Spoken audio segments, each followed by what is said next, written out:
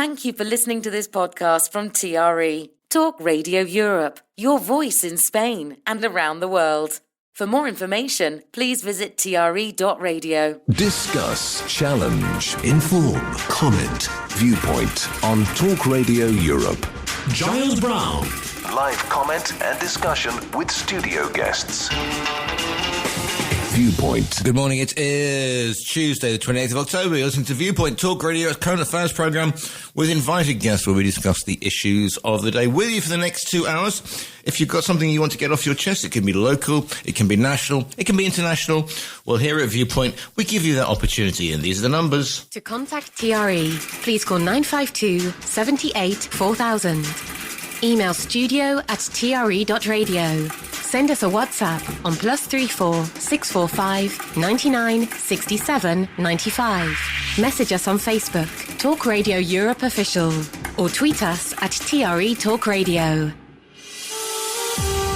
But first of all, let's have a look at the this morning's headlines. Great savings on all Nessun products at Mikolchon. Up to 24 months interest-free. No hidden fees. Proud sponsors of the international news headlines on TRE. Mikolchon for a great night's sleep. So, looking at your front pages this morning, Financial Times says speculation is growing that Chancellor Rachel Reeves will announce an income tax increase in the budget, probably because she is likely to be hit by a bigger-than-expected downgrade to official productivity forecast. The paper says there's also a silver lining for Reeves, as an economic growth has been better than forecast. Rumours about another possible announcement in the budget, a mansion tax on homes worth more than $2 million.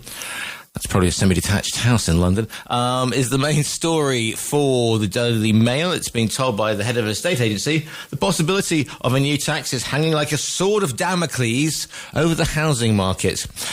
The Daily Mirror highlights a report by the Fairness Foundation calling on the Chancellor to increase taxes for the wealthy. The charity says the gap between the richest and poorest in Britain has widened dramatically. The richest 10% of families own just over 50% of total wealth, whilst the poorest 10% of households have a total net worth of just £15,400 or less. The UN Secretary-General Antonio Guterres has told The Guardian that humanity has failed to limit global warming to 1.5°C above pre-industrial levels and must change course immediately. Speaking ahead of next week's COP30 climate summit in Brazil, he warns leaders the longer they delay cutting carbon emissions, the greater the danger of passing catastrophic tipping points. Under the headline, Costmore Cottage, The Sun reports that workmen have been seen at Frogmore Cottage in Windsor, preparing it for Prince Andrew, who's under pressure to move out of the nearby Royal Lodge. The paper says he's willing to move to the cottage, and building work is underway, even though the Duke and Duchess of Sussex spent £4.2 million renovating just 6 years ago. It has got its own yoga and spa retreat in it. Well, it's not a cottage. It's not a casita. It's not a casa de campo, by the way, just so you know. He's not going to be out there. He's not going to be out there tending to his veg in the allotment. Put it that way, Anyway, meanwhile, on the front page of the Daily Telegraph, it highlights the trial of a new system for rapid diagnosis of prostate cancer at Leeds Teaching Hospitals Trust. The paper says the service will use artificial intelligence to interpret scans within seconds, with those at high risk being sent to a radiologist and having a biopsy on the same day. And the Times finally says that King College London have found appreciating works of art immediately reduces stress levels and can even boost the immune system. The research involved two groups of people, one viewing paintings in a gallery while the other looked at copies on the works in a normal environment. In the first group, the levels of stress hormone cortisone fell by 22%, while in the second, they dropped by 8%. So there you go. Depending what your taste in art is, if you've got Munch's The Scream, followed by Guernica, followed by the black paintings of Goya, I'm not sure how that would do. It would keep your stress levels down. And as for Jackson Pollock, lots of them go. Talking about Pollocks, I'm joined by Andres Gallardo, a well-known art critic and lover coach. Good morning to you, Andres. Good morning, Giles. Good morning. It's going to be one of those mornings. It's one of those mornings. It's one of those mornings. Where the news itself is kind of... It's not flatlining. There hasn't been any sort of major development, so we'll probably just have a couple of rants at each other during the next 2 hours. The first thing I would like to do today is gloat a little bit. You're going to gloat a little bit? Yes. Can you do small gloating? This weekend I looked at the Premiership. Did you now? Table, and we're going to sport. Yes, go on. in second place. Yes. Bournemouth Football Club, the Cherries. Yes. So that's something that we're not going to see very often, and we should all cherish and enjoy. Why? Why? Because I support Bournemouth. Okay, so we shouldn't all support them, because I had a nightmare weekend. Delighted. Yeah, it is a small club that is there, second in the Premiership, the most important league in the world, and we are there, number 2 in the league. That's amazing. We're not going to see that very often, and we should enjoy it and be delighted with it. When one supports what he was formerly a village team between the Palace, the Strand, and also the Palace of Hampton Court, obviously, which was small, and they actually had a place called the Pheasantry where there were pheasants, otherwise known as Chelsea, which was a small village. So that's also a small football team that I support. Yeah, and, I remember the days in League 2. I used to go to see them before they even turned the pitch round. Do you know now he's east to west? It used to be north to south. Why did I never think of you as a sports statistician? I'm not a great sport, but I used to love going on a Saturday to a football match there. Great atmosphere, great thing. I'm not a great football follower, but here we go, because the Daily Star's got on their front page, here we don't go, Christmas footy Grinch shocker, there's only going to be one Premiership game on the 26th of December. That's shocking. On Boxing Day. That is shocking. Because that's tradition. That's tradition. That is tradition. It's broken. That's terrible. How are you going to get away from the family and the turkey sandwiches? It's going to be very, very difficult. Because you remember I used to do a Boxing Day bash up at the Casita when I had the place on the lake. I used to do a Boxing Day bash because when I was a kid, we used to go to a Boxing Day bash, and it was my friend, my family, my parents' friends had a big house, and everybody went, and it was great Boxing Day. I look forward to it more than Christmas Day, right? And of course, 26th of December here, it's a nothing day, isn't it? There's no particular, because you've got Noche. Me, here we go. You've got Noche Buena, and that's the big one, and then you have Christmas Day, and that's.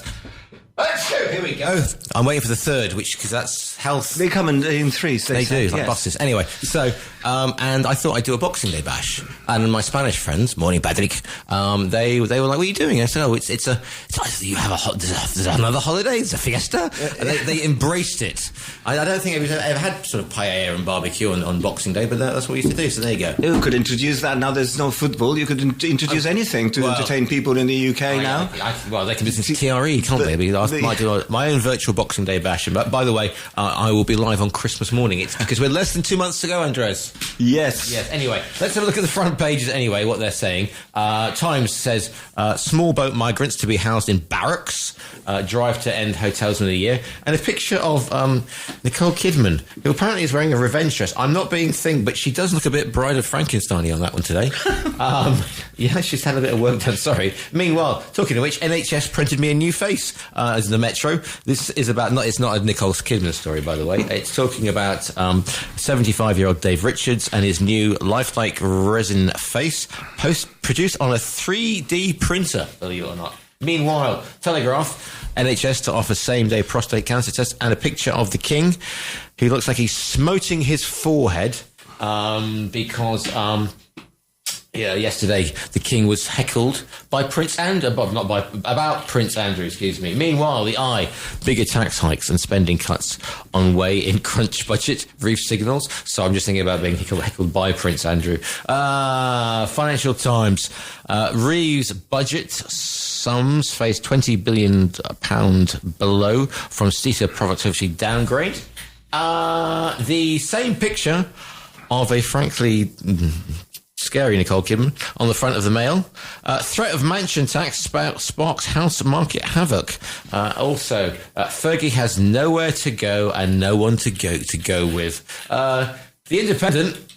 Trump warns Putin, we have a nuclear sub off your shore in the muscle test. The Mirror, £10 million slap in the face after it's revealed firm links to husband bought luxury Florida flat. This is Baroness Moni, who just keeps giving this is the gift that keeps on giving after her scandalous PPE gains. Meanwhile, the Daily Express, grooming gang probed rig from the start as Reform demands MPs take over rape scandal injury. And again, that picture of Nicole Kidman on this morning. The Sun, Prince £2 exclusive, Costmore Cottage, and finally that's it. Right then, looking at Richard. Good morning to you, Richard. Is my pronunciation of Moni not good enough? Is it Monet or is it money, or how do you pronounce it? The Baroness who took a load of money anyway. Should take Andy to Clacton. I know an empty house in the area. Nigel Farage's. People will be buying stuff they don't need with money they don't have instead, and there's plenty of Boxing Day football. Not all football is English Premier League based. Thank you very much. Indeed. If you want to get involved with this morning's shows, then these are the numbers. To contact TRE, please call 952 78 4000. Email studio@tre.radio. Send us a WhatsApp on +34 645 99 67 95. Message us on Facebook, Talk Radio Europe Official, or tweet us at TRE Talk Radio. Thank you very much, Moan, thank you. It's not Moni, Moan. Okay, thank you very much. Your Spanish press, looking at those as well. Junta breaks with Sanchez. He doesn't have the capability to govern. That's in front of of El País. On the front of Albacete, they're talking about Vox making gains. Also looking at La Vanguardia also has La Vanguardia and El Mundo also have these stories on Junts. Am I pronouncing it correctly? Junts, right. Andres, tell me more. Do you want to know about that? Well, just quickly, because obviously when the general election, the final results of the general election, Sanchez was short of 7 votes. Yeah. He only could get 7 votes to be appointed prime minister, and he had to go to the Catalan separatist party of Junts to get those 7 votes to be able to be appointed prime minister. They did a deal. They said it would help, the Junts would help the Socialist Party throughout the life of Parliament to, sort of be able to stay in power. Of course, like all politicians, in exchange for a number of things. The biggest one was the amnesty to all politicians who were involved in the secession attempt in 2017. The illegal referendum. The amnesty, the famous amnesty. Oh, sorry, I'm getting my things. Yeah. So this amnesty was passed by Parliament, and they seem to more or less get through part of the legislation, not a lot, but some of it, so he could maintain himself in power. Now, then they got to the point where Puigdemont, who's still in Brussels, had to be returned to Spain. He wanted to return to Spain, but the court said, hold on a second, you could be an amnesty for the political things, but there was also the misuse of public funds, and that's not included in the amnesty. So if you come to Spain, you'll be arrested and be tried for that particular crime. So he then stayed in Brussels and went back to the government saying, you have to sort these out. Well, the government cannot sort that out. The judges apply the law of the land. Yeah. And of course, when they attempted to change the misuse of public funds legislation, the European Union said, hold on a second, this, we have something to say, because some of your public funds come from the European Union, so you cannot just blanket pardon everyone that takes, the money. Anyway, all very complicated. It got to the point where they started trying to negotiate other issues, like giving more powers to the Catalan government, the regional government, and that is a constant asking for things. Yeah. When now they got to the point where they things that they cannot deliver because the government are not empowered to deliver certain things.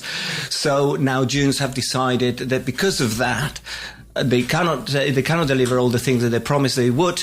They break all relations with the Socialist Party, which means, in real terms, that they won't be able to pass any legislation without those 7 votes from this regional party. So we were paralyzed before. We are now completely paralyzed. From the nose down, basically. So, now the question now is that Sanchez is just completely, cornered there. what is his next move? Is he going to stay in power to 2027? Or because so naturally. No, why wouldn't? But in the meantime, the country is still at legislator. It's a complete. Sorry, I got tongue trip there. It's completely paralysed, and let's not forget that this Parliament, during this Parliament, we haven't had a budget. I mentioned this before in previous programmes. I think it's very important. We mention this again and again and again because people may not be aware. But without a budget, how can you govern? You cannot keep using the old budgets because things change on a year-to-year basis. That's why it's an obligation of the governments to present a budget every year, and that's in the Constitution. So you cannot say, we cannot agree a budget, let's, use the last year. So last year's is the year before and the year before. That budget is not, there's important things that they need to budget for. One of them, just to give you an example, there's many, many others, but one of them is defence. So we are now paralysed in that. So the options that Sanchez got is just stay in power for as long as he can until 2027, or call for a snap election now and see what happens. But he knows that what's going to happen is there's going to be a shift to the right, and possibly what the polls say is that we would have a Conservative government backed up by Vox, which are more radical. I warned you about using that word in this studio, didn't I? Sorry? I warned you about using that word in this studio. No, but the thing is, here's the thing. He says that he's preventing the population of Spain from having to suffer a government of the right.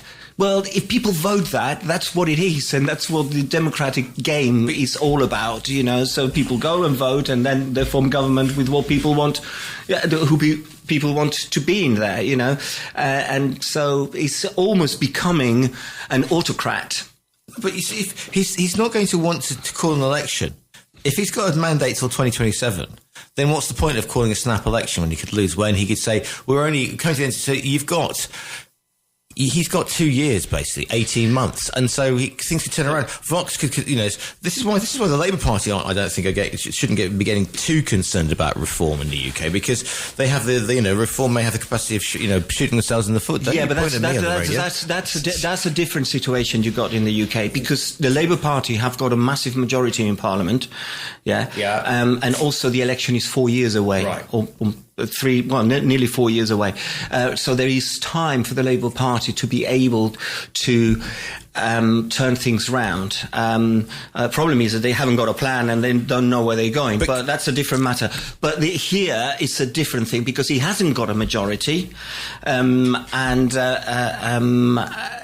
is unable to govern. But there are two really delicious things in this bit, because obviously if Junts want to call a motion of no confidence in Sanchez, they would have to go with the Partido Popular and Vox, neither of whom are big fans of Catalan. Yeah, you see, there's another problem there. Junts, if they have a motion of no confidence, they would rely on the votes of PP and Vox, and they don't want to be associated with them, because the Catalan public, the votes for Puigdemont, they would say, how can you make friends with these people? You know what I mean? So it's Yeah, but perhaps here's the thing on an existential level, Andres. Okay. The thing that made Spain democratic, okay, after 75 and after the first tentative steps towards democracy after years of Franco, and I dropped the F-bomb, is the fact that the autonomous regions who had suffered, the suppression of language, torture, in some cases executions, blah, blah, blah, they all were allowed to set their own, the juntas, various regions, Junta Andalusia, because that's where we are at the moment, Catalonia's given greater autonomy, and that perhaps has allowed the fracturing of parties in a way that you don't get so much in, say, the UK or in France, because you have, in the UK, okay, you've got, Clyde the Welsh. Cymru. Thank you. You've got Plaid Cymru, thank you. You've got Scottish National Party, etc., etc. But they're not in the way that you have. They're not perhaps as militant, and they're not so much disrupting agents as a bildu. And good morning to Claudio, because I know that's his favourite word in the universe. As a bildu, as a hunts, etc. Yeah, but you've got. I mean, again, there's differences. It's similar, but there's differences. Both the Catalans and the Basques, there is a part of the population there that they want independence from Spain. So they're not. I mean, the idea of a big country like Spain to give regional power to be able to take the government of the regions to closer to the people. In theory, is a good idea. So you take the government closer to where things are happening, rather to be everything centralized in Madrid. Now, that is supposed to help regional development. What is in fact what is created is another layer of administration. So you not only have central government, but then you have the regional governments, and then you have the local governments and the provincial governments. So you got layer after layer after layer of administration. And instead of making it easier for developing the local policies, it's made it a little bit more difficult with all these layers of administration. So that is something that both the Catalans and the Basque are saying, well, if we are going to have a spanner in the works, if you like, let's just be independent. And then we can manage our own affairs. But that has all sorts of consequences that they haven't stopped to think about, because there are many things that once you are an independent country, you have to, sort of take care of. I'm talking about defense. I'm talking about pension things. I'm talking about infrastructures. I'm talking about membership of different bodies like the European Union, NATO, blah, blah, blah. So it's not as easy as to say, yeah, we want to be independent, everything will be much better. It's not as simple as that. We tend to have this simplistic idea of politics where you say, we stop immigration and everything will be better. Or we become independent and everything will be better. It doesn't work like that. There's a lot of complexity in it. And there is a lot of planning that needs to be done. And there has to be a vision and a plan to be able to implement it and move forward.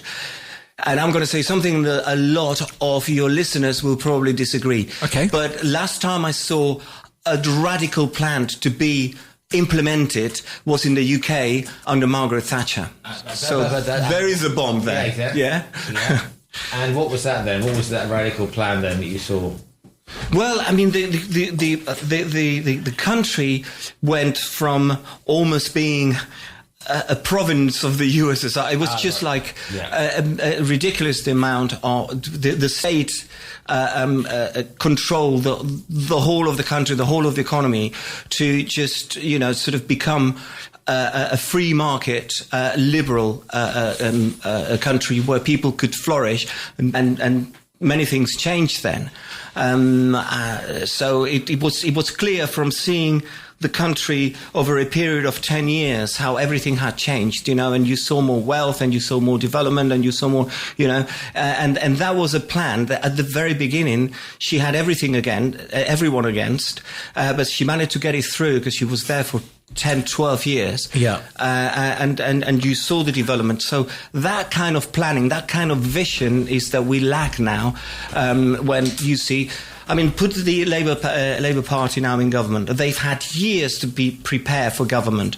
They knew from, what was that Prime Minister when Liz Truss?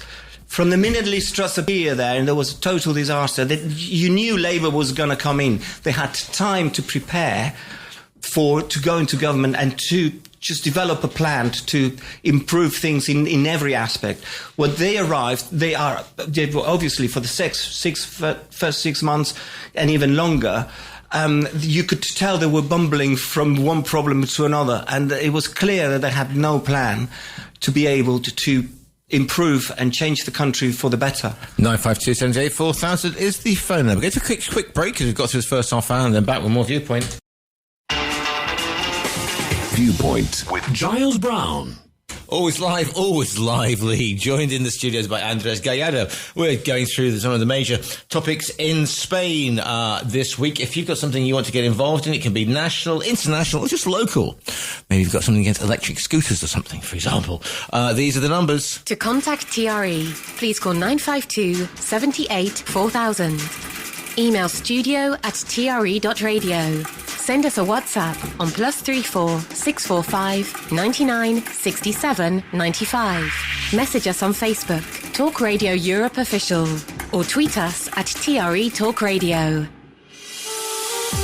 And it's to the lines we go. Morning, caller. You're live on TRE. What's your name? Where are you calling from? What's your viewpoint, please? Good morning, Giles. Good morning, Alf. Did you expect anything else? When the light went on in the studio, I said, "Oh, there's Alf." Yeah. By the way, Andres is drinking from a Labour Party mug this morning, mate. So I know he always has to. It's the only way he can top himself up into normality. I wouldn't get that far. This is TRE. But anyway, how are you this morning, my friend? I'm fine. Jolly good. Weather's not so good, but Well, hey, there you go. There you go. I didn't come to Spain for the rain. Oh, it's not the Brexit you voted for, right? Then come on. No, absolutely. Tell me a little. What's your viewpoint? What's on your mind, Alf? So, first of all, this is the normal thing. Andreas, I don't agree. I didn't agree with what Sanchez did with doing his deal with the separatists or any of what went on with that.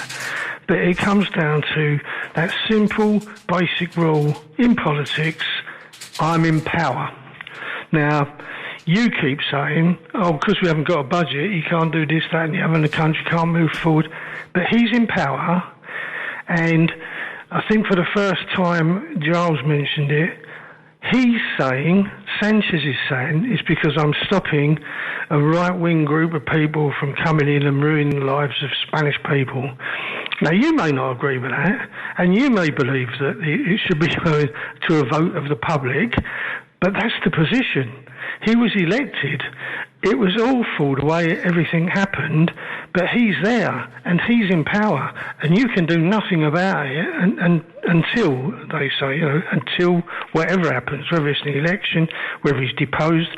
But even if the separatists say, well, we're not going along with this, the last thing they're going to do is bring down Sanchez, because they're still getting their bit of power. They're still getting their things done. They're still, changes are still being made to their benefit.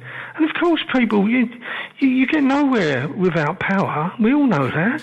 So, stop the complaint. And the second thing is, Andres, you should stop listening to the media for your sound bites, okay?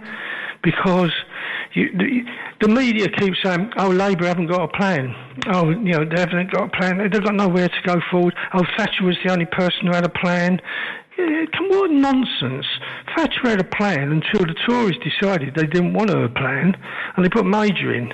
And then the rest of the country went, we don't want this. Oh no, they elected him, didn't they? Because they did want his plan. And then when he came along, then we had Blair, and we had a different plan. And the Blair's plan, so you're telling me that the Labour Party in power from 97 did nothing. They didn't change the world. They didn't change Britain, and they were in power as well for as long as Thatcher. Remember that. She wasn't there as a singleton. Oh, look at the Iron Lake. No, it's gone on. And then subsequent to that, we end up with this hodgepodge. And remember, the Tories didn't come to power after Labour. It was the concessionary parliament, as I say, between the Lib Dems and the Tories. And the first thing the Tories did to the Lib Dems, and you listened to, I was listening to Fallon last night, and he said, we failed a bit in about the first 4 months in office over student grants. They caved in. That was their single biggest platform in their stuff. So the Labour plan, if you don't understand what it is, it's quite simple. It's called the last manifesto for the last election, and you have sometimes, everybody says, oh, well, they don't follow the manifesto, they never deliver on whatever. Just read occasionally, because it's not a true statement. Yeah, there are bits and bobs of it that get pushed to one side or delayed or whatever, but the plan of the Labour Party was spelt out in the manifesto. Remember, The other thing that happens, because they all go, oh, the British public are against this, that and the other. Labour got elected on, was it 36% of the electorate? 36%, just over a third. Yeah. These are the lowest levels ever. So 2/3 of the country, believe it or not, don't agree with Labour anyway. Or just So they come along and say we're going to do this. Pardon? Well, it's an apathetic thing, isn't it? Basically, Alfie, they can't be bothered to vote, and also No, it's not. No. It's not that they can't be bothered to vote. Right. That was their positiveness. They didn't vote because they didn't want to vote. They didn't. Right, when it comes to the 97 general election, I know, because I was in the middle of, I was a Labour Party organiser at the time. I worked in one of the marginal constituencies, and what you saw was huge swathes of Tories moving from the Conservatives to Labour, huge swathes. And on top of that, you had people in a lot of the marginal places, people who were Lib Dems and other parties, moving towards Labour because they didn't want to see the Tories back in power. This time round, what you've seen is people didn't want the Tories. They hated what had gone on. They hated the Johnson bit and Liz Truss and all that. They hated all of that. But what they didn't do is they didn't go and vote Labour. They didn't go and vote for anybody. Oh, the Lib Dems in the Liberal power base as it is now, 50 odd MPs they've got. Yeah. Yes, they gained out of it. But to be honest, what happened is it wasn't people being apathetic because I can't be bothered to vote. They specifically didn't vote because they didn't want to vote for the Tories, and they couldn't find themselves to vote for Labour because, remember, we suffered the after effects of having Corbyn as the leader. So lots of middle ground people, who aren't really decided on where their politics are until the last minute. Yeah. Come along and go, well, we're not voting for Labour because that's all that Corbyn lot, they'll all be back. And we're not going to vote Tory because they've just killed the country. So they didn't vote. So it was a positive move to not vote. So it wasn't an apathy. Can I ask you a question, Alf? Sure. Of course you can. Did you think that Labour, before the election, I'm talking, I said before, from the Liz Truss experience, shall we call it, until the election. Is that like the Jimmy Hedges experience? Do you think that Labour wasn't aware that they were going to be the next government? Or was it a surprise the day of the election? It was a total surprise. Oh my God, we have won. We didn't know that was going to happen. If you're going to talk British politics, clearly. No. Oh no, they didn't know. Okay, that's the question. You're asking the question. I will answer the question. It's quite simple. If you think that, it is that simple. Why are they talking now about what's happened? Is it Caerphilly, the latest by-election where Labour got absolutely hammered in a safe Labour area, and the last time that happened was under the leadership of Starmer, and it was called Hartlepool. So if you think Labour were looking, Hartlepool wasn't 20 years before the election, it was a couple of years. So if you think Labour were getting ready for power, then you are wrong based on that. So when we hit Hartlepool, one of the safest Labour seats in the country, with a Tory government that's not, particularly, enamoured to the country, and Labour couldn't win it, and not only couldn't we win it, we got absolutely mullered in it, and you go, oh yeah, they were getting ready for coming into power. Of course they weren't. And then what happened, because of Hartlepool, listen at least to the history. Listen, I'll tell you what's good. If you can get on catch up, go listen to Wes Streeting he did both the talk shows on Sunday. Listen to what he's saying about it, because he wrote an article in the Sunday Times about Hartlepool and what it changed in the Labour Party. So the Labour Party then spent 2 years changing its internal arrangements because they weren't fit for power. So we're looking at, well, we can change the party, we can try and get rid of the Corbyn syndrome that we're carrying around like a bloody suitcase on our back all the time, and we can try and move on. So at the next election, this is what I genuinely believe from the people I talked to at Labour, it was well, we hope that we can do some damage and start back on the comeback trail. Start. So what did we get? We got a landslide victory with one of the smallest supported from the electorate ever known. So no, they weren't ready for power, Andreas, and they didn't have all these.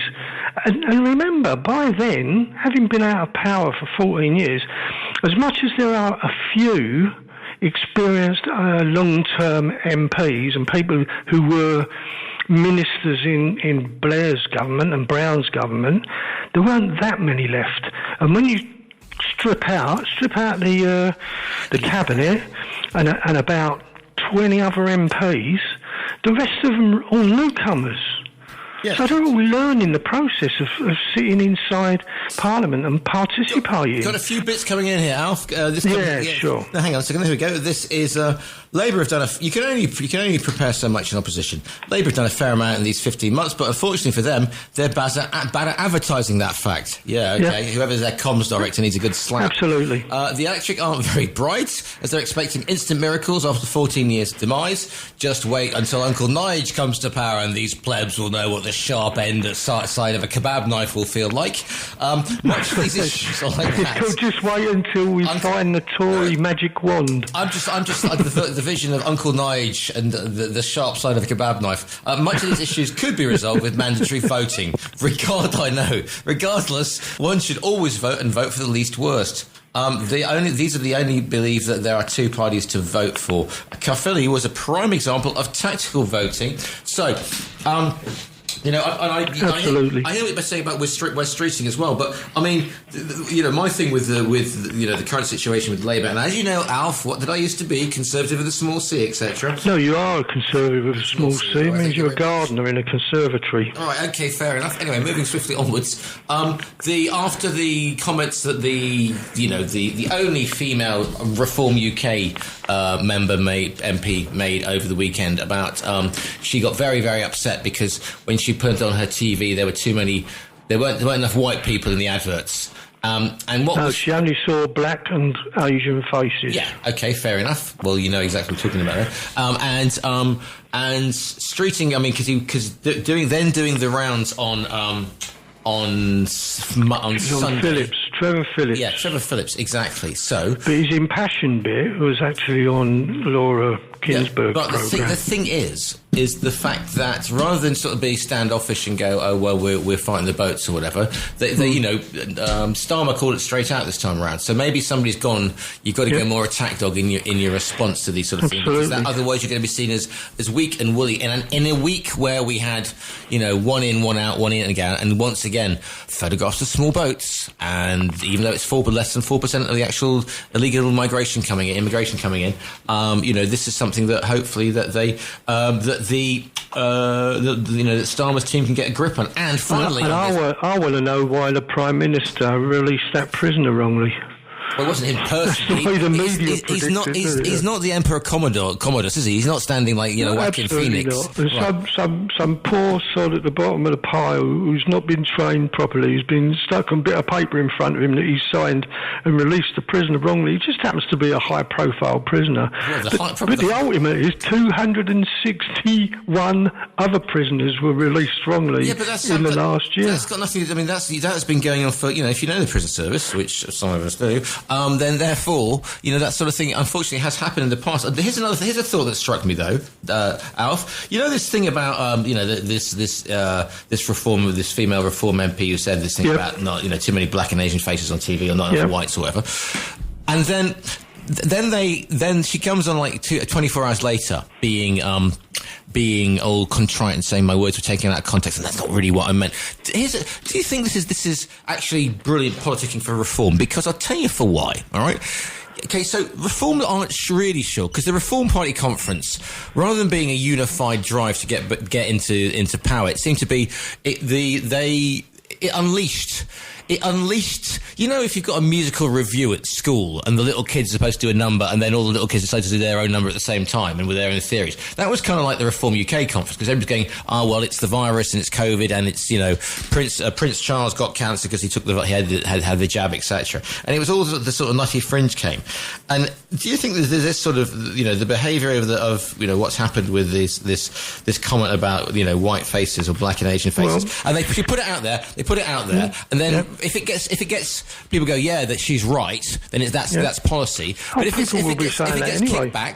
gets kickback, like in a big way, like it did, then Nigel can go, Uncle Nige, when he stops sharpening his kebab knife, can go, actually, no, that was a little bit out of it, she's contrite now. But they're sort of testing their parameters for an assault on the next thing. Andres, you were looking at... I'm gladly say that I continue to disagree with you, Alf, there.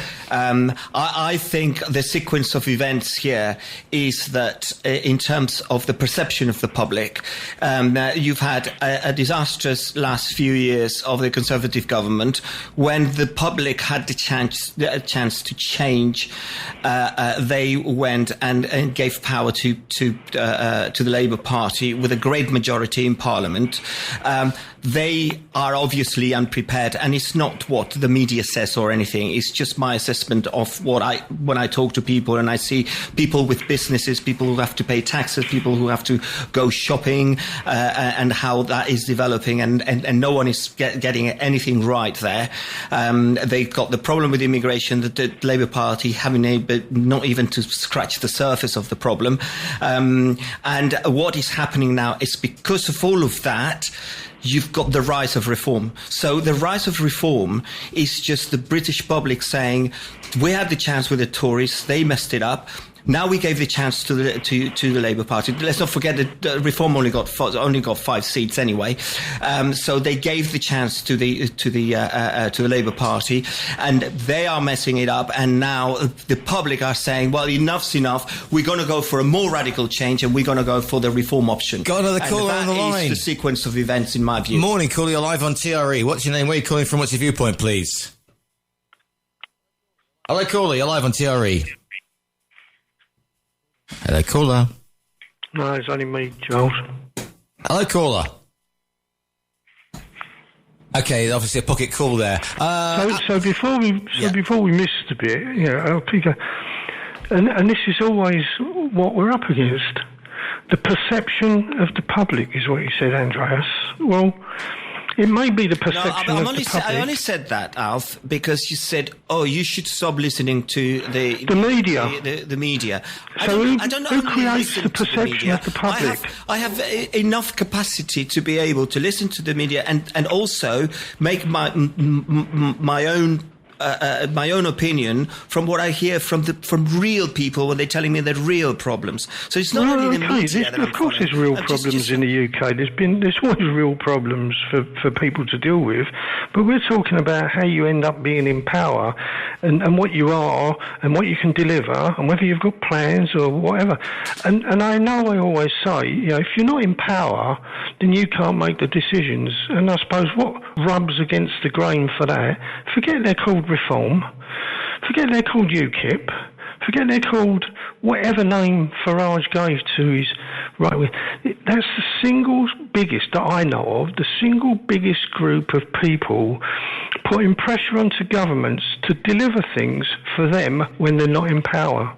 Remember, it was UKIP and Farage's trail of people that pushed Cameron into having a ballot for leaving the EU. It was Farage who pushed things. So I give him great credit for that, but that's because he played, he was the populist person playing the media to the perception of people. So he's setting the agenda in the minds of people based on where he wants it to be. And unfortunately, Andreas, I know you're intelligent. I know you can think for yourself, but you're one in millions of voters. And it's the millions of voters who make the decision. And I'll still come back to it. Only 36% of the people who voted, not the population, so that's about a third a third of the voters voted Labour, which, what was the turnout? 70%, I think it was.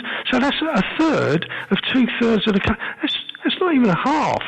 You're now electing governments, and Spain are suffering from it as well, but that's a bit, PR affects that a bit, is you're now getting governments right across Europe, by the way.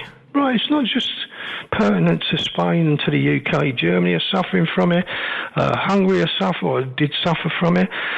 Belgium, Denmark, Sweden are going through it. They're all suffering from this, ending up with governments, or the power of the people who are making the decisions, representing less than half the population. And that's when you end up with maybe wrong decisions being made. That, by the way, even though you don't agree with the history books, that's what happened in Spain when the anarchists started, before the Civil War, to say, we're going to get into power, not based on any plan, just we're going to be the populists. Well, they were separatists. They were everything that you don't want them to be, but they created a problem because they end up in Parliament and then don't vote. You end up with anarchy. I don't know what books of history you have read, Alf. But anyway, we're not going to go back to the Second Republic of Spain, because then we are digging ourselves in a big hole. Well, the biggest issue is, I'm saying... I think in terms of knowledge on that particular subject... without having any power, he might only have 5 MPs, and before that he had none. Yeah. The Tory who changed, the Carswell, the geezer from Clacton who changed from being Tory into Reform or whatever they called themselves then, that's the closest. So without any power, without any form of intimidation, now he's in Parliament. What's he doing now? Oh, I'm going to go and see the Speaker and I'm going to demand that we have a debate that's going to change the way we deal with the grooming gangs. If you're only a populist, and you go, and I'll tell you what, the woman who said about the adverts and that, we may all go, that's a bit racist, that's a bit close to There will be millions of people in Britain who agree with her. And that's the problem, you see. Everybody assumes because, the Labour, they've got this great big lump and they're all socialists and they're all anti this and anti that. But they don't represent even half the country. So the other half of the country are going, well, actually, she's right. And what Farage is playing to is that half the country. He's not playing to you and me. He's playing to that half the country. He's not playing to you, Giles. And I'll take the mickey out of you being conservative with a small c. That just means you are middle of the road, semi to the right. But you don't want to see people being hurt. You don't want to see people being put down. You don't want to see people being put upon. And you're just being genuine. You just have, when it comes to the nuances of politics, you're just slightly to the right. Cool. What a big deal. First Nation Tour, right. I've got, what's One Nation tourism. Right then, I'm going to run out of time, Alf, so thank you for your call. Nice talking to you, Andreas. Same stuff. 952 78 4000 is the phone number, studio@tre.radio is the email. Back after this. Viewpoint with Giles Brown. Thank you. Thank you for the calls in. If you want to get involved with this morning's Viewpoint, then these are the numbers. To contact TRE, please call 952 78 4000. Email studio@tre.radio. Send us a WhatsApp on +34 645 99 67 95. Message us on Facebook, Talk Radio Europe Official, or tweet us at TRE Talk Radio.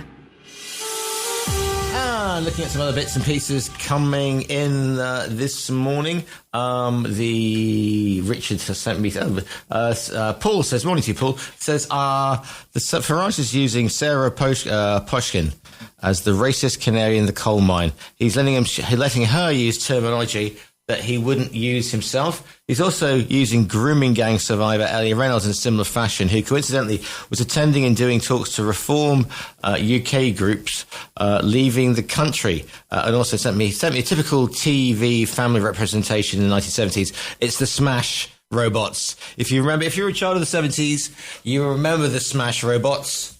I don't see any white faces there because they're all green. But anyway, moving swiftly onwards. Simple, let's have a look. Richard, no one ever learns anything from history.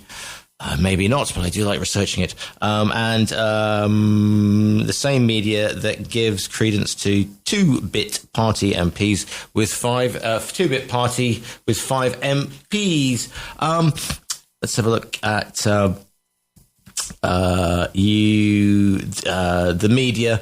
Do you mean the right-wing media? And those you haven't given a chance to Labour. 15 odd months does not define a chance. Idiotic to believe otherwise. Right, those bongos mean that we're coming to the end of the first half of this morning's Viewpoint. We'll be back in the second half, and we'll be looking at a variety of other subjects, including one year on from Badana. Back after the national and international news.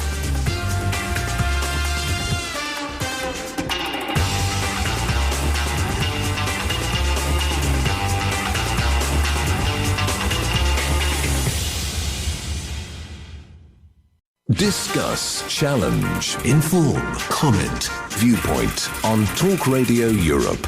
Giles Brown. Live comment and discussion with studio guests. Viewpoint. Always live, always lively. Viewpoint with you for the next 56 or so minutes. Whatever you want to talk about. It could be a local issue, it could be a national issue, it could be an international issue. These are the numbers. To contact TRE, please call 952 78 4000. Email studio@tre.radio. Send us a WhatsApp on +34 645 99 67 95. Message us on Facebook, Talk Radio Europe Official, or tweet us at TRE Talk Radio. If you're wondering what's happening in later on today on TRE, well, following me, as always, will be Stephen Ritson with Europe Today on this Tuesday, the 28th. Following Stephen, Selena is away today. She will be back tomorrow. So we are doing a best of animal talk on the lifestyle show as well. Hannah Murray, live and direct from the studio as always. She will be live from 4 o'clock. Her guests include Mary Ellen Moriarty. She was the runner-up in BBC's Celebrity Race Across the World. She's an advocate for young people and community well-being. Sam Ritchie, Within These Walls. She's from the south of England and spent more than a decade as an estate agent in the UK.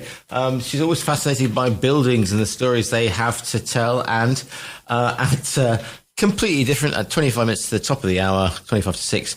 Should be to Emily Murray. Emile Murray joins Hannah. She is talking all about a new book that she has written about Ariana Grande and how she's ruled the global stage for over a decade. I'm sure that all the Swiftites out there, Swifties will be upset, and never mind the Queen Bee fans. That's Beyonce, just in case you didn't know. So those are before Howard Brereton. I'm not sure if he's a Beyonce or a Ariana Grande or indeed a Swiftie. He joins us with Spain today before there's a repeat of this show between 7 and 9. That's all coming up on TRE, Talk Radio, your voice in Spain. Don't forget, Dave is away for the rest of the week, so I'll be standing in for him manly with Daybreak tomorrow morning from 8 until 10, and then donning my other hat, of which I have several, to do Let's Talk. That's all coming up in TRE. And I'll be speaking as well to Iberian Tax, sponsors of this show, tomorrow morning at round about quarter past 9. That's all coming up on TRE, Talk Radio Europe, your voice in Spain. Talk Radio Europe. To contact TRE, please call 952 78 4000. Email studio@tre.radio. Send us a WhatsApp on +34 645 99 67 95. Message us on Facebook, Talk Radio Europe Official, or tweet us at TRE Talk Radio. Now, this week has marked the first anniversary of the terrible floods, the Dana floods that hit Valencia and the regions 12 months ago, causing over 200 deaths, and a general outpouring on the plus side of support from all over Spain and internationally. We all know people who drove from all areas to help those who were affected by those quite devastating floods and trying to rebuild those lives.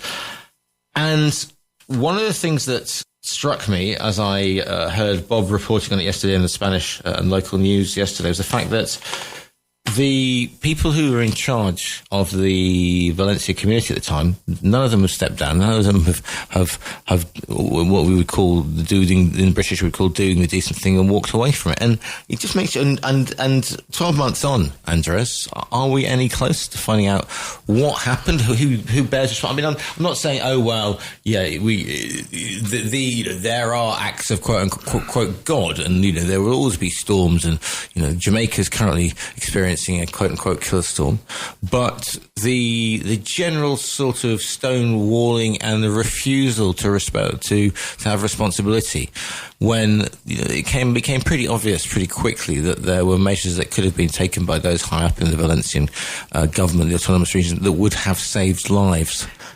Yes. One of the things that apparently, I haven't been there, but one of the things that apparently you cannot see from the TV images we saw, they were terrible anyway, is if you go and see the enormity of what the catastrophe that happened there, it's incredible. Apparently, the people who've been there, they just come back completely shocked of the enormity of the disaster. The disaster. Yes, it was a natural disaster, and of course there are things that may have, been bad in any case, but the lack of the lack of decisiveness in some of the decisions that had to be taken at a difficult time like that one weren't there. So the population weren't advised of what was coming. There was a lack of resources after the event. There was a lack of coordination between all the bodies, and one of the things that saved a lot of people was the fact that the first ones that went to the rescue was neighbors and the people from other towns that they just flooded in to help with very few means to be able to do it, just like a broom and a few bin bags and everything, just to help people. The political aftermath is even worse, because the people responsible, after seeing the enormity of what happened and the clumsiness of their actions, should have at that point said, look, we've messed up, it's time for us to go, and just let someone else step in and try to manage rebuilding all these. I don't think there is a lack of money, and there is maybe some lack of resources in the build-up. Also, to say that the enormity is so big. I mean, there's so many things that have to be done. I'm talking about railway, roads, houses, businesses, all sorts of things, public buildings, schools, everything had to be rebuilt. And after a year, not all of it has been achieved. I was listening on the radio of some people who have managed to recover the houses just a few weeks ago, and that was, we're talking a year now. So the distress that these people have gone through is enormous. It's difficult to be able to put yourself into a situation like that, because it's impossible. Then you have the loss of life, and no one. Could that loss of life been prevented if the alarms and the advice to the population had been more efficient? The consensus out there is that yes, the loss of life could have been prevented. Difficult to say after the event, Carlos Marazon is the head of the head of the community. Should have gone. That is, I think it's like 86% of the population in recent polls have, they've all agreed that the guy shouldn't be there. The guy during that fatal day, apparently there is a gap where nobody knows where he was. Well, he keeps changing his story as well, doesn't he? Yeah, first he said he was there at one time, then he happened, there was evidence that he wasn't there, then his phone was blocked for a couple of hours. He said he was in a meeting with a journalist that happens to be a very good-looking girl. I'm not saying anything there, but that's what it is. But, for 2 hours he disappeared. The messages to the population went out, but went out very late, and it wasn't the right message anyway, because the message only said don't stop, don't drive if you don't need to, or blah blah, instead of saying to the people go upwards to higher levels of your property, because the ground levels are going to be flooded. That kind of message didn't go out. People were caught trying to rescue things like cars in car parks and underground parking spaces and so on. So they were caught completely unprepared, and the advice was poor and was late. And there has to be a political responsibility for that action. The rebuilding of the area, it's another thing. It's very, very big, but I think there is funds allocated from the regional government and funds allocated from central government. Up to today, not all of the funds have been used, and there's people still waiting. There's a long list of people waiting for things to be done. Yeah. So the rebuilding hasn't been efficient either. So that someone has to take responsibility. I mean, people should have enough. The morality of it. People say, "Look, I can't do this. I'm not good enough. I'll step down and let someone else do it." And they're not doing that. The president of the regional community. I mean, someone asked me the other day, "But how come this guy hasn't gone?" And I said, probably this guy's got nowhere to go, because his name has been tainted.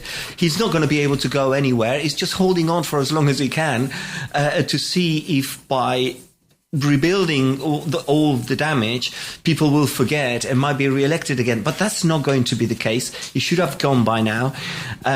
People don't want him there. It's just going to be a funeral, and he's not even going to be welcome at the funeral. The families that have lost people are obviously seething. The amount of upset that is caused is enormous, and he doesn't have the morality of saying, I'm stepping down. Also to say that the leader of the party, which is Feijóo, the leader of the Conservative Party, is a Conservative regional government there. He should have been the one to say, "Look, pal, time to go." This is unsustainable. That hasn't happened. So there is an element of anger out there. It's understandable because they weren't advised. The advice was incorrect. It was late. It was a total mess. True is to say, there was a freaky event, a nature event. But even so, things could have been done, and lives could have been saved, and damage could have been prevented. This lunch he was having with this female journalist, and apparently he offered the job. He claims for. Is it Al Punto? Is it a newspaper? Or is it a TV station? What he was offering her was to run the regional TV. Yeah. I don't know where she works now, whether it's a newspaper or a TV station. Yeah. But basically, is a journalist. I mean, it's quite legitimate to have a meeting with someone about a matter of But he said. I mean, he said that one's for, and then it's from 5 until 6:45, which is the timing. Yeah. The thing is, a day 80 people died in that time. That's one of the things that El País is saying today. A day like that one, that from 2:00 in the afternoon, there was already reports that things were getting really bad. Yeah. The day before, the advice was that they were going to have torrential rains anyway. The judgment of going for lunch at 3:00 with some journalists in a restaurant, in the back room of the restaurant, if you like, the VIP room of the restaurant, and then be uncontactable till about 7:30. It looks bad. It is bad. And it's unacceptable. The guy should have cancelled the lunch and said, look, it's not the time for this matter today. I should be in my office coordinating what's happening out there, especially knowing that from 2:00, before he started the lunch, things were getting really bad. And for him to appear in the coordination center at 8:30, that is too long a gap to someone of responsibility not to be there, saying, look, someone should have, at that point, I mean, at that coordination center, someone should have said, we need to tell the population to not get out of the houses and, if possible, go as high as possible. If they're in a block of apartments, those in the first floor, ground floor and first floor, even second floor, they should go up to save their lives, you know. And that advice didn't go out. People didn't know what was going on. I mean, people were still trying to save their cars. That is the lack of knowledge of what was happening. Crazy to think now that you see the images to say, how on earth would you think of saving your car? But of course, people didn't know. So if you see your garages being flooded, you think, oh my God, I have to go to work tomorrow. I'm going to have to move the car. Otherwise, I won't be able to go to work tomorrow. And they go to the garage and they get, they drown because the water was coming at such a speed and such force that they weren't able to get out. So that there is a lot of things that went wrong that day. And a lot of things have gone wrong since that day in terms of reconstruction of the area and everything else. And the thing is a total mess. However, there's some success stories. I was here on the radio, someone who said, look, my apartment, a 92-year-old woman whose apartment had been refurbished and she was happy because everything was, back to normal for her after months of waiting. So slowly, the area is recovering. But still, no one has paid for it. 50,000 people turned out at the weekend for a demonstration against... I'm not surprised. Yeah. I'm not surprised. And I would have gone to I hate demonstrations anyway, but, I would have gone to protest against that. It was very, very badly managed. On the other hand, if you want to sort of have a line of defense for that, okay, I mean, no one could predict the enormity of the disaster. It was one of these freak natural events that you don't get and you don't prepare for. You can prepare for certain things, but not for something like that. It was crazy. But it's still, the political argument is still there in the media and out there, and people are still angry. So, I think they will still be angry for a long, long time. That's not the kind of event that you forget in a hurry. Yeah, I mean, there's still an investigation undergoing this, and the investigation judge could. Well, no, there's no investigation. It's a trial in place at the moment, and they are the judge is calling witnesses to see what they did, when they did it, and so on, to get a timeline of the events and see if there's any judicial penalties to pay for it. Yeah. What will come from the trial, we don't know yet because it's in progress. Yeah. As you know, in Spain, progress means a long time. But yeah, there could be some severe sentences passed if negligence is proven. I mean, I remember with the Dos Trajes back in 2006, which was the previous Valencia community. Yeah, but funnily enough, this case is quite interesting because the guy Los Trajes, the suits, this guy was accused. A bit of background.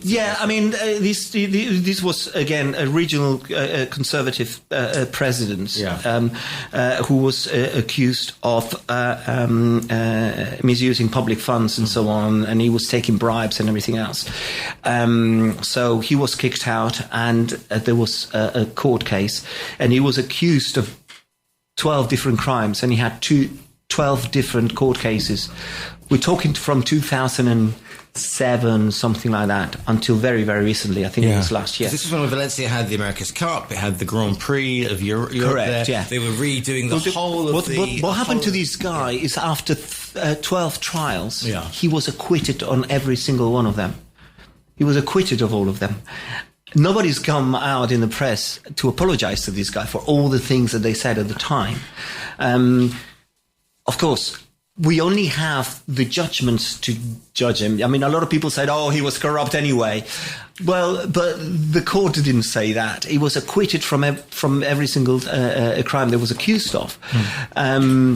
This guy wants to do a comeback now in the region, and he is making a case for being the guy who replaces this Mathon, which is the current one that everyone wants out.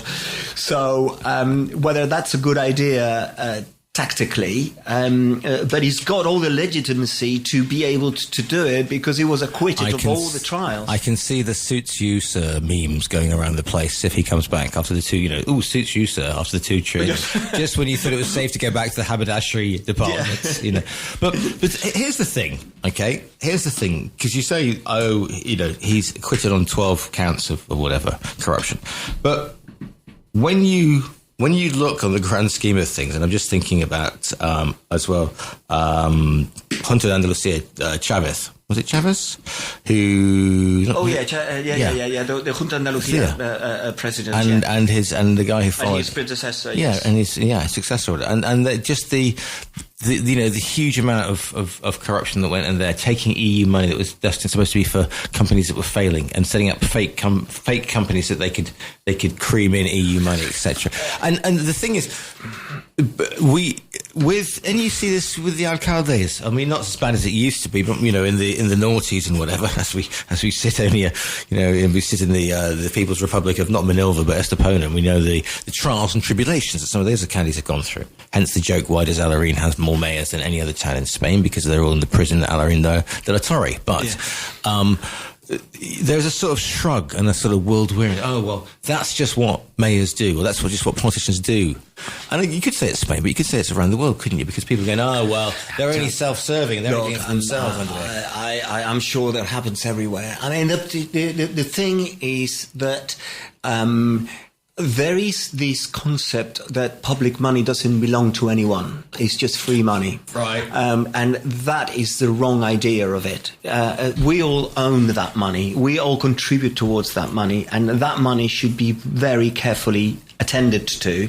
And that's something that politicians don't understand. They think that it's free money. So they can dispose of it because it's there, It's not. This is, people contribute to that and should be very carefully managed. And the successful politicians who carefully manage that money are the ones who stay for a long time. I just wanted to give an example, a local example of someone who's managing the money very well and is very successful. And why not say it? Because we only hear of bad mayors. But I mean, you got the one in Estepona. Why did I know you were going to say? The guy is getting 70% of the vote because he's doing well. So, but he looks after the public's money well, and that's what we don't do. So when it comes to public money, it seems to me that they treat it as it's nobody's money. Well, it's my favourite chauffeur in the Hunter. Remember the chauffeur, don't you? It's very tempting. Yes. Right. It's very tempting, and here there's a number of guilty parties. Very tempting to say. Look, there is this infrastructure that needs doing. To give you an example, and it costs 100 million. And you can, there is 2 or 3 tenders for that particular infrastructure, a section of the road or whatever. It costs 100 million. Mm-hmm. It's very easy for the company, also guilty of bribing the politician, to say, look, if we put 102 million and 2 million for you and 100 for the infrastructure, that is very tempting for everyone. You can understand that. We're humans. There should be a way of controlling, number one, that doesn't happen. And secondly, that the one who makes the offer of bribery also gets punished. Because it seems to me that the big companies who are bribing politicians, whether it's central government or local government, it doesn't matter, they all seem to be getting one contract after the other, knowingly that were the ones that were bribing in the first place. for previous contracts, so the company should be punished as well, to say you can't just go offering money to politicians and then find that, the following year, the same tender gets won by the same company that bribed before. So, there should be, we've had enough corruption cases that we had to deal with to, for someone to think a system that is watertight and the public's money is not, misused, and that is, something that we haven't been able to do. Not in Spain, and I don't think anywhere, because corruption cases keep popping up everywhere. We'll be back with more Viewpoint after this.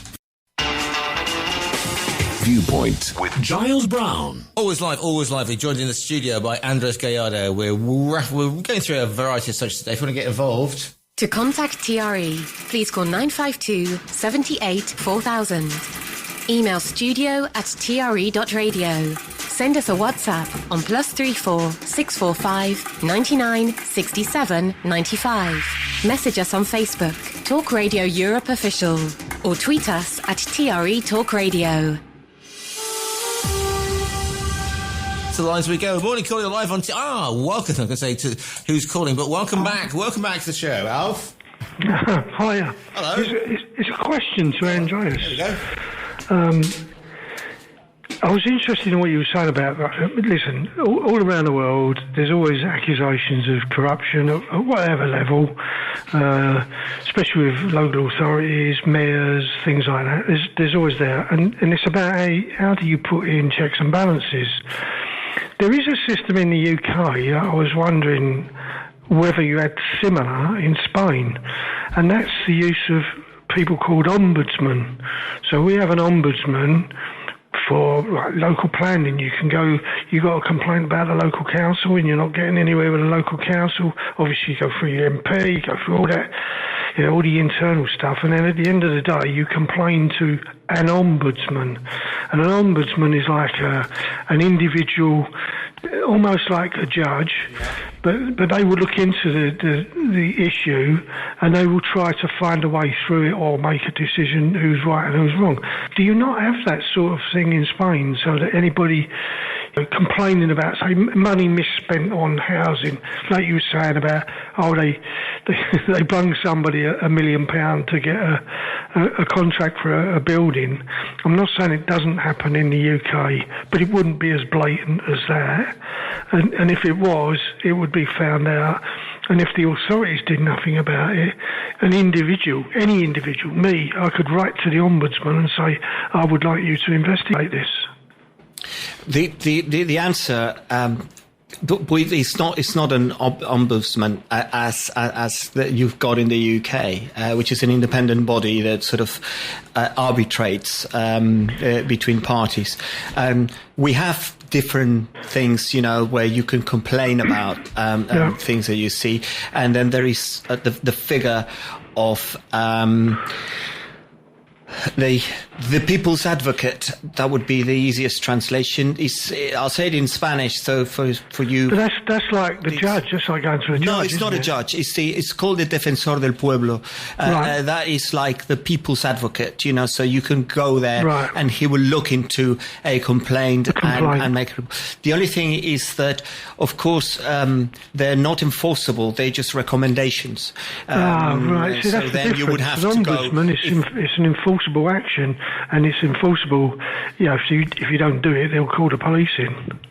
Yeah, but I mean, there are bodies like that. But I mean, traditionally, it just takes a long time. Traditionally, they have been managing to commit the crime, get caught, and then to go through the court system. As we just said a minute ago I said to Giles, I mean, the court system is particularly slow, and then it just gets watered down, and then some. Well, not necessarily. If you're guilty, you get the sentence and you have to pay for it. But it doesn't seem the punishment fits the crime, because I think the crime is quite serious, and the punishment also the distinct difference in the judicial system and going down that avenue is like in the UK. When you go, whether it's to a court, I used to deal with industrial tribunals. In an industrial tribunal, you just get a book out, and you look at an issue that's similar to the one you want, and you quote that to a tribunal, and then they make a decision as to whether you're right or wrong, or how much you're to blame. Some more calls coming in. Sorry, I have to cut you. Do they not have the same in Spain for that? The judges all seem to take... You're looking at kind of jurisprudence, aren't you? Got to go to it seems the judges have individual, they make individual decisions. Yeah. Alf, no collective. Can I just get some more calls coming? So if it's okay with you, okay. Thanks very much. Just a question, really. Thanks very much indeed. Morning, caller. Thanks for holding. You're on live on TRE. What's your name? Where are you calling from? What's your viewpoint, please? Morning, Giles. Peter. Morning, Peter. Good morning. Right, Andreas, there's a perfectly good system that has been trialled to stop this corruption and make people accountable and responsible for the corruption and where the money goes. But you're vehemently against it, very, very much against it. But I think it's a perfect system. It's called the Department of, DOGE, Department of Government Efficiency. You didn't seem to like that one, though, did you? Sorry, I missed all that. Maybe this could go back to is this the accountability in Valencia? No, right. In the United States of America, headed up by Elon Musk. Yeah, But there you go. Is he still doing that, Peter, or did Trump give him the keys to the door for that one? I'm not sure. He did knock it on the head, but he'd set up the department. But I do believe he's got some sort of input on it. But you could not get a more perfect way of making people responsible for the efficiency of the government or where the money's going. Yet the problems we have with many of your guest presenters and that on this radio station is the fact that they cannot see past the blindness of the Trump hatred. Yeah. So nothing makes sense to them, does it? But I mean, I'm a great advocate of measuring the efficiency and the productivity of civil servants across the board. That's what he was doing. Sorry? That's exactly what he was doing. Yeah, I mean, I wasn't against that, and there was a couple of ministers have tried to introduce in Spain a measure of productivity in civil servants, and they have failed miserably because that would take a lot of votes. I'll quote you, Andreas, when you said, "What sort of person asked people to email in and what was it? Because he was asking them to This is Musk. Sorry, just to give some context, this is Musk again. And Musk wanted them to justify their jobs. Yeah. And I remember you at the time said that was ridiculous and what CEO would do that of a company. Well, every time you click onto the internet and you want to go onto a certain site, it's called Capture, I believe, and it asks to see if you are a human being. Now, when I first come down to Spain, everyone was getting their mortgages before 2007 crash. They used to call them pulse and passport mortgages because everybody was conning everybody, and then that's why. But when Musk came in, and what you don't seem to realise is what was going on under the Democratic Party since Obama. The amount of corruption was unprecedented. Okay. The amount of money, we're talking trillions, not billions, trillions. And this money was going all out, left, right and centre, and it's coming back to the Democratic Party under some sort of disguise. It was going to some non-government organisation, and then it was coming back. And the reason he asked people to confirm who they were was because many of the people didn't actually exist in these jobs. Right. Millions and millions of people didn't actually exist.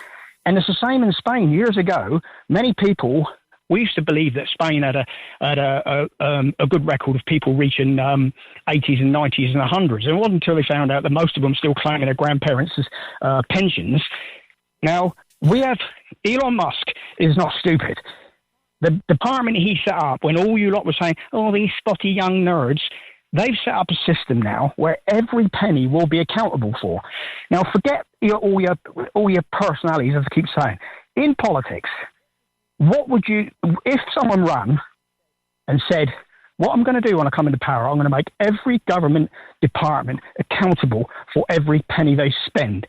I am going to clean up crime in the major crime cities. Right. I'm going to get rid of the gangs and the wars and the drugs. I am then going to go after everyone and anyone who's corrupt. I'm going to make sure they don't abuse their power. Because this is what's coming with AI. Because if AI takes over the law, you don't need a judge. It's down to the law. Yeah. I mean, wait, do you want to? Right. Peter, my friend. You worked in the nightclub industry for years and years and years. You ran a security company, didn't you? I remember you talking about this. You know exactly what you talk of, and you've worked. And as you said, you know Las Vegas like the back of your hand. I remember you saying that as well. Yep. Just one of the things I know, because this whole thing about blowing up boats coming over from Colombia and Venezuela, etc., etc. Yep. Yeah, Reagan tried doing this in the 80s, didn't he? Oliver Stone got his liberal knickers in a twist about this one, because we were going to have the next Vietnam in Nicaragua or El Salvador. You remember that, because we were sort of the same age. You remember the whole thing. Yep. But because you've worked in the industry, so you've had to shake the little so-and-sos down. It's not... There's no supply without demand, and so surely, if they're going to start to do a war on drugs, which nobody's ever won, not even the Brits in Afghanistan against the poppies, for goodness' sake, in the whatever century, you've got to stop those those whinging liberal white class, middle class so-and-sos, having a cheeky gram at the weekend. Yeah. Yep. Yeah. Well, first of all, Giles, as far as me personally, going back to those days, do you remember the film about the Essex Boys, the March of the was it Foot Soldiers? I know. Yes, I know them very well. In fact, so do I, and I know many people. That wasn't just exclusive to that area. Yeah. There was hundreds of us doing exactly the same in our own areas, me included.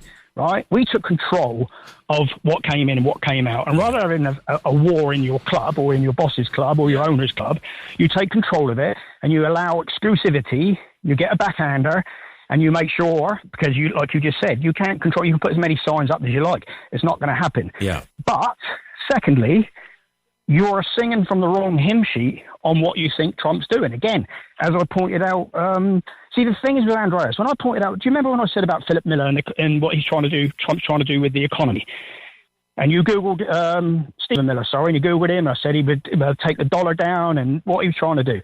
All that is still out there, and that's what they're trying to do. Yet all Andreas says is he doesn't know what he's doing. He doesn't listen to anybody. He throws his toys out the pram instead of looking at the bigger picture. And it's exactly the same. I'm glad you brought up Venezuela, and because the what's her name, Maria Corina Machado, is it Machado? She has just been given the Nobel Peace Prize. Yeah. Everybody was popping herself and thought Trump was going to get it. Yeah, but the first statement she made was, "Thank you to Donald Trump. I am going to dedicate this to him, because without him, I would not have been able to do this." Fair enough. Now, I don't know. Hang on a second. I don't know if you know. Calls coming in, mate. That's all. But I don't know if you know your number, because I want to get this out there. Yeah. Go for it. The fifth president of the United States of America, James Monroe. Do you know the Monroe? Is it the Monroe Accordance? You've got me on this one, Peter. But go on, explain. Yeah. Well, that was about the hemispheres, north, south, east, west hemispheres. He signed that 100 years ago to say that the Europeans could not keep raping the South Americans and putting their influence over there. So he signed the accord, signed the agreement, and said that America controls the Western Hemisphere. Anyone else outside of that can do what they want. Stop these wars forever and don't encroach and don't take, because if you do, we're coming after you. Now, he's writing 2.0, because Venezuela are in hand in hand with Iran and Russia. And just off of Venezuela is Margarita Island, where they train Hamas. Okay, all right, okay. So that's the reason he's doing it. The drugs is just a front. And also he's trying to shake up Mexico and tell them this comes your way if you keep going. So it's all about controlling the Western Hemisphere. Damn, that's mucked up my plan, because my grand plan was to get away from all this madness and go and live in South America. But there you go, Peter. You've completely rocked. Yeah, but if you go, and I was thinking Margarita. South America, they got Costa Coffees there as well. That's heresy as far as I'm concerned. And I thought Margarita Island sounded rather attractive, obviously, but not if it's a Hamas hotbed. But there you go. Margarita Island, Hamas training ground. Peter, thank you for your calling. Good to hear from you again for a while. Quick break and then back with more Viewpoint. Viewpoint on Talk Radio Europe with Giles Brown. Yes, indeedy. Hello. some breaking news. Is that coming in from? Sorry about this, ladies and gentlemen, but Richard just sent me something through. I just want to check this is correct. In the meantime, last October, Musk pledged to cut at least $2 trillion from the federal government. Morning, Richard. He subsequently halved his target on the 10th of April. Talked about making savings of $150 billion from cutting fraud and waste by the end of next financial year. $2 billion to $150 billion is 93%. Why is that if there's so much wastage? Looking at this, these bits and pieces coming in this morning. Just want to see something because Peter just sent me something. I just want to check on my news wires. That's not what I wanted to see either. Where's the news flash gone? Excuse me. We get a thing called. I'm peeking behind the curtain. We have a thing called IRA, which is obviously what we look at. Blimey. Okay. Yes, you're right. 40 Towers actress Prunella Scales has passed away at the age of 93. Yeah, she passed away at home, Basil, in London this morning after a battle with dementia. She's best known for her role as Sybil, the long-suffering wife of Basil Fawlty, played by John Cleese. We'd been told she'd be watching the show just a day before her death. Sorry, Richard, I am the news wire. Why check? Well, because when I went to journalist college, one of those where you pay 50p and then you get sucked in by the mainstream media. You got to get at least sort of 3 or 4 checks on it. Otherwise, I will be telling the world that it's run by a secret cable. The world is run by a secret cabal of 12-foot subterranean hamsters called Nigel. Because you'll find a website that says that. But in the meantime, very sad news indeed. This is sad news, actually, because 40 Towers is one of those shows that is certainly part of my life. Yeah. And it's in one of those shows you can't. Sad news. I tell the truth always. Thank you very much. You are a paragon of virtue, Richard. And goodness, have you ever thought of standing for Reform UK? And in the meantime, you can't watch 40 Towers. Yeah, I tried to show it to the goddaughters who are Gen Z, and they were like, "This is appalling. We can't have this sort of stuff." It's a personal thing that I've got with 40 Towers. I won't explain on the radio because that is going into my psychological. You think you're the major? Do you think you're the major? I must have liked a 40 because I took it to. Did you know that actor was actually he was in the Café de Paris when it was bombed in 1941, and he was one of the only survivors. Café de Paris, which is if you look Piccadilly Circus, just up from there to up Regent Street, and it was underground. It was thought to be one of the most secure places to be, and the band was playing on, and a bomb went straight through the whole thing and landed. It was absolute carnage. So therefore, and one of the actors there, that actor turned out to be the major. Okay. Who's got one of the funniest lines that I can repeat on radio. Because I must have liked this girl because I took her to see India, and he went to India, Major. He said yes at the Oval. So no, it's the cricket. It's like something like that. Anyway, 5 minutes to go. If you want to get your viewpoint across, to contact TRE, please call 952 78 4000. Email studio@tre.radio. Send us a WhatsApp on +34 645 99 67 95. Message us on Facebook, Talk Radio Europe Official, or tweet us at TRE Talk Radio. This came across my... Yes, thank you, Bella Berkeley, thank you. That was the gentleman. Thank you so much. Bella Berkeley played the major. Now, this is an interesting one that came through because we've got 5 minutes left or so. 19% of Spaniards believe the Franco years were very good. And Jose Sacristian, am I pronouncing that correctly, gives a most resounding resort. I hear echoes that remind me of voices I thought were never going to be heard or spoken. So this is the actor Jose Sacristian, who won the Goya Award in 2022, and he has spoken forcefully about what Franco's regime meant in Spain. Because earlier this month, the Centre for Sociological Research, a Spanish public body, found that 90% of Spaniards believe the years of Franco's dictatorship were quote unquote very good.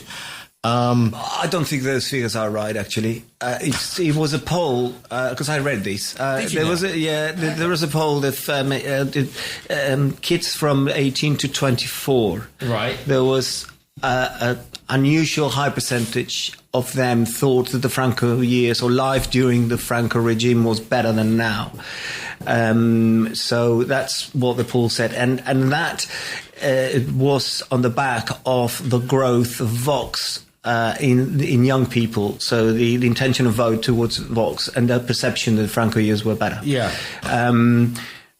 Of course they weren't. I was here during the Franco years. I remember what the roads were like. I remember what... the thing is, you can look back and... But true is to say... Yeah. That there are, in the 40 years that Franco was in power, there were two parts to it. The first part, which is there was the after-war, and there was an element of large-scale executions. Yeah, there was an element of persecution against the people you've been fighting for 3 years, and there was persecution of people, and they just were all freedom stopped, and there was a lot of executions, people going to prison and everything else. People that were women's rights on the other side of the Civil War. Catholic Church. Where do you want to stop? All of those things. Landowners. But true is to say that from the mid-50s onwards, as soon as the country starting to become a little bit more wealthy, and why was people relaxed a little bit more. And why was that? Why was that? Yeah. Because of Marshall Plan. Because of Ike. Because of Eisenhower's visit to Madrid in 1954. The Marshall Plan and the concessions that Franco did towards the military bases and the guarantee that the communism would advance through Spain. And there was, and they really helped him out and helped out pumping money into Spain that then trickled through to the everyday economy, and then people felt a little bit better off and they relaxed more, and then there wasn't things weren't so political. It's a very good film. Right. I can't remember the name of it.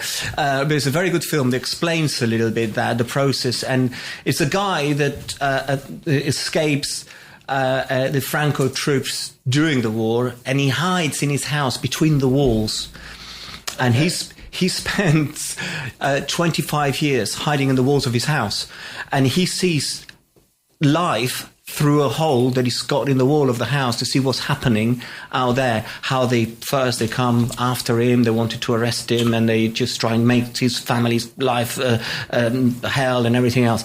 But at the end of the film, right in the 60s, the guy comes out of the wall and he opens the door of his house, and nobody takes any notice of him because people are, they have their little cars and washing machines and lives, So yeah. And you know who was in charge of building the runways at Tarragona? It's Tarragona, isn't it? The big base is Rota y Tarragona. Well, it's the major American air base in the 50s.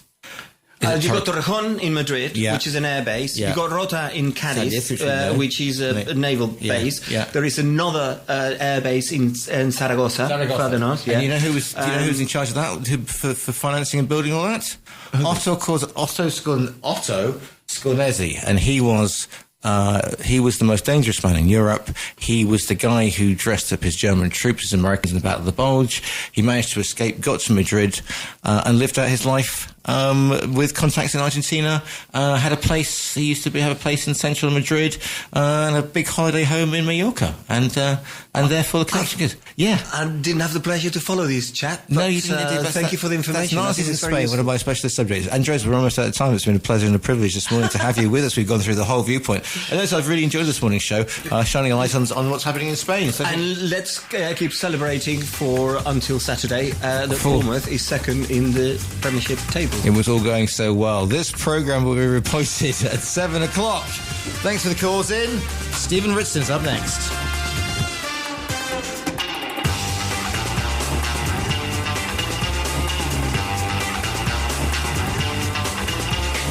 The views expressed on Viewpoint by invited studio guests and callers do not constitute an opinion endorsed in any way by Talk Radio Europe.